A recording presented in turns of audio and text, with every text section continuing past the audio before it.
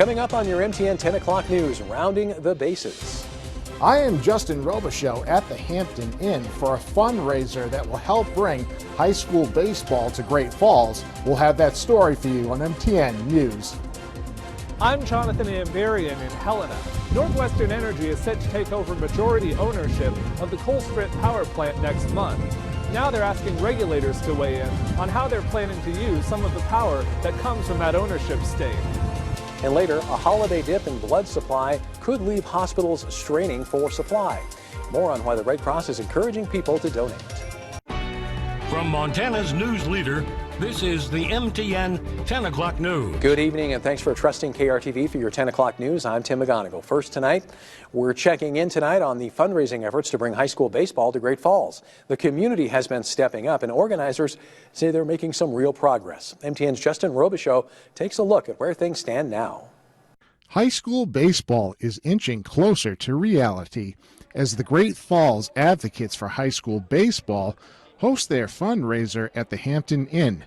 Committee member Kelly Jean Tucker says support from the community has played a huge role. We've had a great turnout so far, and it's just to see the community come out to support these boys. It's just very heartwarming because we literally could not do this without the support of our community, and they've really stepped up to help us.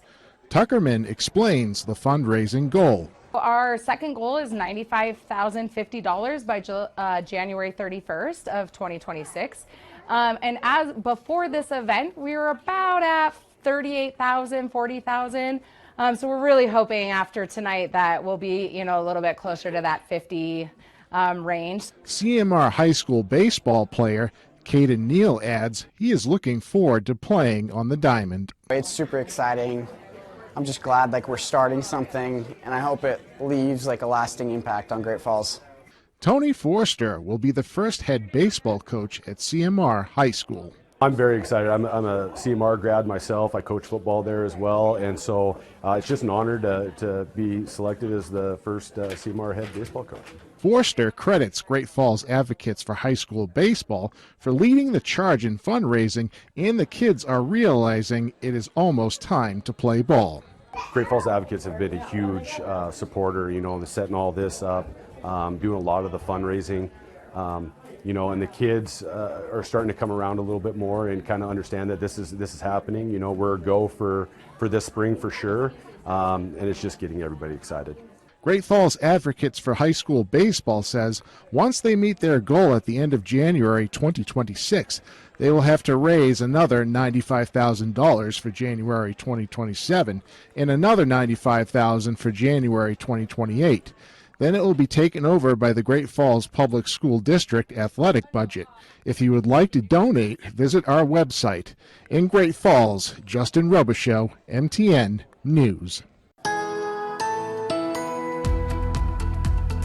It was very windy last night and this morning, but the wind has been getting weaker as the day has gone on. And right now we just have a little bit of a breeze in most locations. However, we're still dealing with gusty winds along the Rocky Mountain front. The wind will actually increase along the Rocky Mountain front later on tonight. It was also a mild day today. High temperatures were in the 40s and low to mid 50s. We topped out at 51 in Great Falls, 55 was the high in Helena, and 45 was the high in Cut Bank. But for a lot of us, these high temperatures actually occurred during the morning. We have had falling temperatures throughout the day. And right now it is a bit chilly outside as temperatures are in the mid to upper 20s and low 30s. There are also scattered rain and sun showers around throughout the day today, generally in locations east of I-15. And more precipitation is expected as we go through the rest of this week. Now more details about that in my full forecast in a few minutes.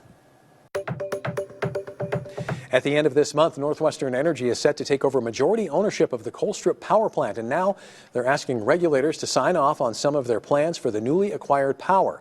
But some opponents are claiming the deals have not gotten the oversight they should. MTN senior political reporter Jonathan Amberian has a closer look at what's happening and what it could all mean for customers. The Colstrip power plant has a complicated ownership structure. Starting next month, Northwestern Energy is going to take over shares from two other companies, but the electricity that goes along with each of those shares is going to be used differently. Currently, Northwestern has authority to use 222 megawatts of power produced at the coal-fired plant in Colstrip. On January 1st, they're set to acquire another 222 megawatts currently used by Avista and 370 megawatts from Puget Sound Energy. The company says it will use the Avista share to serve customers in Montana, but it doesn't yet need the Puget Sound share for that demand. So they've established a separate subsidiary company that will take over that power and a contract to sell it wholesale. It will not be serving the utility customers that take electricity supply from us. It very well may serve some of the co-ops, some of the large businesses in Montana that are choice customers. Associate General Counsel Mike Green says the goal of keeping the Puget Sound share in a subsidiary is to protect customers from the operations costs associated with it. Northwestern says the new subsidiary isn't part of the regulated utility and doesn't fall under the jurisdiction of the Montana Public Service Commission. Instead, they're asking a federal agency to sign off on their plan. In a filing last week, the PSC said it appeared Northwestern was avoiding scrutiny on the acquisition. But Green argued that's not the case. We really haven't, from my perspective, haven't skirted anything. We've just kind of moved from one regulatory regime to another. Meanwhile, Northwestern says it's reached contracts to sell some of the power from the Avista share as well, and the company asked the PSC Tuesday to let them use some of that money to directly cover new operating costs at the plant. Groups like the Montana Environmental Information Center have pushed back on Northwestern's plans for Colstrip, arguing the company was rushing in without enough oversight and not doing enough to demonstrate current customers won't be harmed. The question is, who's going to pay for this enormous amount of power and a percentage of the plant that we don't need, that's going to need fixing? So when push comes to shove, who's going to pay to fix it? We're very concerned it's going to be existing customers. In Helena, Jonathan Amberian, MTN News.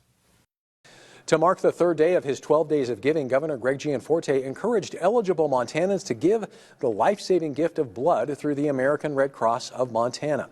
Health officials say blood donations typically decline in Montana during the holiday season, noting that holiday travel, weather, and busy schedules all play a role.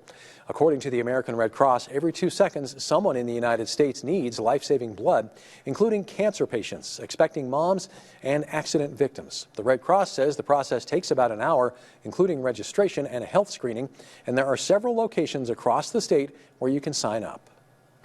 We have some fixed sites around the state, and then we also have mobile drives. And the mobile drives happen with some of our corporate partners, places like the university, the hospitals, and folks can really schedule any blood drive appointment at any of those places. They can go on the American Red Cross blood donation app. For more information on blood drives and locations, you can head to our website. Well, Great Falls residents filled both Albertsons parking lots in Great Falls with generosity and holiday spirit today for the annual KRTV Day of Giving, a day-long donation event benefiting 3 community organizations. Cars lined up steadily throughout the day as donors dropped off new, unwrapped toys, non-perishable food items, frozen turkeys, and monetary contributions. All donations support Toys for Tots, the Great Falls Community Food Bank, and the Salvation Army, organizations that rely heavily on community giving to meet some increased seasonal demand. Representatives and volunteers from all 3 agencies were on site greeting donors, offering thanks, and sharing how essential these contributions are during the holidays. It's so important for the community to know that us agencies, we cannot do what we do without the support of the community, both financially, with the food, with the toys, and especially volunteers and the support that we can get. In addition to community contributions, KRTV presented $2,000 checks to each organization through the Scripps Howard Fund. The support that leaders say will directly boost holiday assistance efforts. The collected donations will be sorted and distributed in the weeks ahead, ensuring that families across the region experience a brighter, more joyful holiday season. A Supreme Court case could reshape campaign finance. Justices heard arguments on eliminating limits on coordinated political party contributions, potentially the biggest election finance decision since Citizens United. Scripps News Group's Stephanie Liebergen reports from Washington. The Supreme Court heard arguments Tuesday in a campaign financing case that put Democrats and Republicans on the opposite side. The limit at issue is donations to political parties that can then coordinate that spending with political candidates. Republicans arguing to eliminate that limit and Democrats arguing in favor of keeping it in place. Now, the point of any political contribution limit is about avoiding corruption or bribery or even the appearance of that. But the Republican attorneys Tuesday arguing that this contribution limit doesn't do that at all, and there are other laws that exist to prevent direct bribery of political candidates. Two of the liberal justices, Kagan and Sotomayor, certainly expressed concerns about removing this limit. They said that individuals could hypothetically donate an immense amount of money to the national party, knowing that that money is effectively going straight to an individual candidate. And that could allow that donor to basically avoid the limits on direct candidate donations. The super PAC can't be coordinated, and these party expenditures can be coordinated, so they're more helpful to the candidate because, for the reason that the Chief Justice said, they effectively function as contributions to the candidate. There can be, coordination to the max so that everything that the candidate would want is done through these coordinated contributions. And that's more valuable to a candidate than giving money to a super PAC that is generally on the same page but may do things that the campaign actually doesn't want done. Legal experts say this could be the most consequential campaign financing case since 2010 and Citizens United, but the justices could sidestep the campaign finance question altogether. They could rule that the Republican congressional committees who brought the case don't have standing to sue. They could rule that the case is moot, knowing that there aren't any named plaintiffs in this case who are still active candidates for any type of federal office, even though Vice President J.D. Vance was an original named plaintiff when he was a senator, but currently he is not declared a candidate for anything in 2026 or in 2028. But like all things with the Supreme Court, we will be waiting likely a few months at the very least before the justices hand down their decision. Stephanie Liebergen, Scripps News Group, Washington. Download your free KRTV News app and take MTN News with you.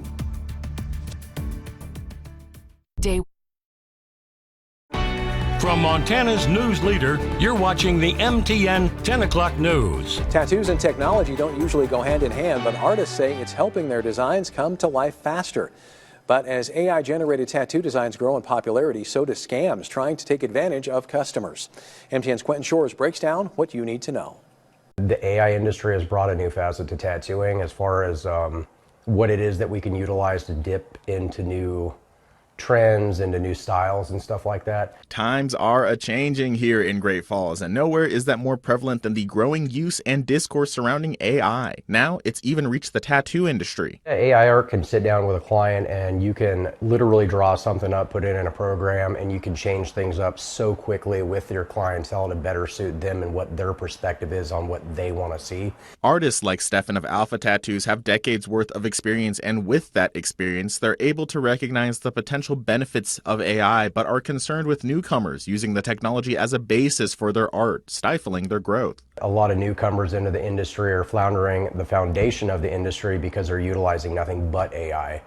And so therefore their skill level is not actually growing based off of what their skills could be. Artists like Leela of Ink Diva White Tiger Tattoos adds on to this point, mentioning how AI can replicate specific art styles that tattooers may be known for. Then you've got people who specialize in a specific style, and those are the ones I think are most negatively impacted by AI because, it can steal their style. It can allow other people to just mimic it. Additionally, tattoo artists have told clients to stay wary of tattoos advertised online, as some of them are AI and cannot be replicated. An easy way to know if it's a scam is if the artist asks you to pay before the appointment. In general, I do find that it is kind of useful for when people have a concept, but they are not artistic and they just want to bring you something.